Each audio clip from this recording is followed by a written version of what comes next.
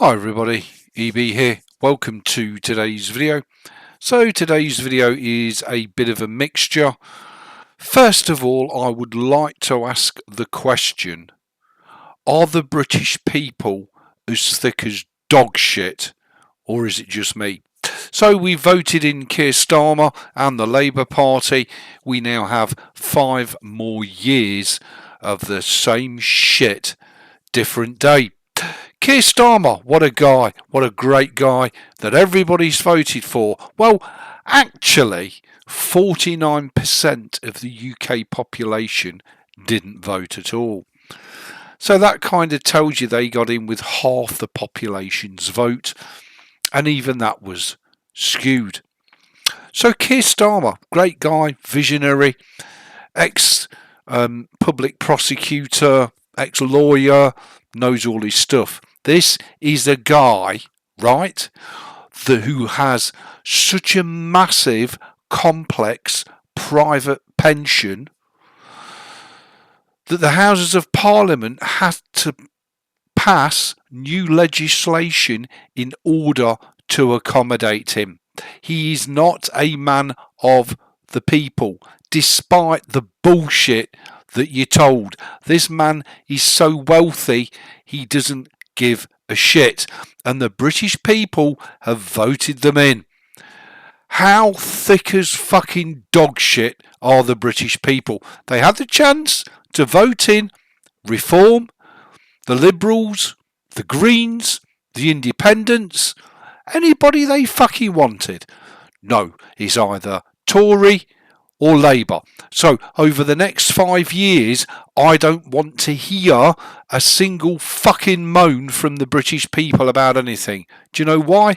Because they voted him in. Yes, Ebs, but only 51% of the population voted. Well, it means that the other 49%, had they have got off their fucking fat useless arses and voted, we might have a different, fresh government with a different, fresh Prime Minister. Wouldn't that be a fucking thing? Okay, that's point number one. Point number two, as you know, I'm 100% Windows free. Windows free since 2023 is my slogan. I'm on the ZorinOS. Why is any home user still on fucking Windows when Linux is this good? Why? I hear all the trolls, I hear all the reasons why people can't make the move. Absolute bollocks. You can see from my desktop the massive array of games that I've got installed. Everything from the latest commercial releases such as Formula One Manager to first-person shooters, strategics, simulators, you name it, they're all on here and they're all running fantastic in 2024. I don't have to suffer any of the shit or the shenanigans that Microsoft decide to put into Windows. In fact, I don't give a flying fuck what Microsoft does with Windows. So why are Windows users just as thick as dog shit as the British electorate? It's absolutely a no-brainer. And to coin the phrase of Vladimir Vladimirovich Putin, are you out of your fucking mind? You're going to stay on Windows? Really? Well, best of luck with that. I don't want to see or hear any Windows users moaning on YouTube, because if I do, I will tear them a fucking fresh one. You have the opportunity to move. The only thing that's stopping you ditching Windows and coming to Linux is you. It's that simple. So I'm tired of hearing all that bullshit. Now, for those of you, point three, for those of you that didn't know, the upgrade of the PC went super smooth. So I was on an eWaste PC with 8 gigs of RAM, an nVidia GTX 1050 Ti 4GB graphics card, 8GB of DDR3 Ram, and an Intel i5 quad-core processor. I've upgraded that to 24 gigs of DDR4 Ram, an AMD Radeon RX 588GB graphics card and a 500GB SSD, and it all went beautifully. This is exactly what you're looking at here. I will try and bring the specs up for you forthwith if it all still works. The only thing I had to do was remove the nVidia graphics drivers before I swap the SSD and go back to the Nouveau drivers, as this machine had an RX 580 8GB. You can see I've got 24GB of RAM. We've got an ATI Radeon RX 588 GB, and we've got a Ryzen 5 1600 6-core 12 thread at 3.2 gig.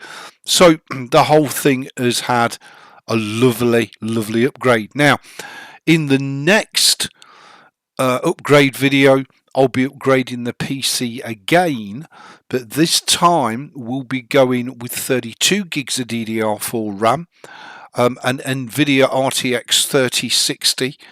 I'm not sure how much VRAM that's got, and I'm not really sure what the processor is of that PC actually yet. But as soon as I upgrade it, I'll let you know. So we're now on the latest and greatest hardware that I currently have, and absolutely everything is beautiful. Again, a massive shout out and thanks to Jeff. I'm starting to play in some games that Jeff's recommended. I've installed Open Morrowind, that's all running beautiful. Jedi Academy, well, rather than launching it from the terminal, I've gone ahead and created my own launcher for it, which took me 2 seconds to do. Fantastic, and that's all running beautifully. It's only this video that's got the dodgy audio. And I've also brought down, there you go, as you can see, it's beautiful, absolutely gorgeous. I've also brought down and purchased Wolfenstein, both the enemy territory and the return to Castle Wolfenstein, so we'll see how that plays out.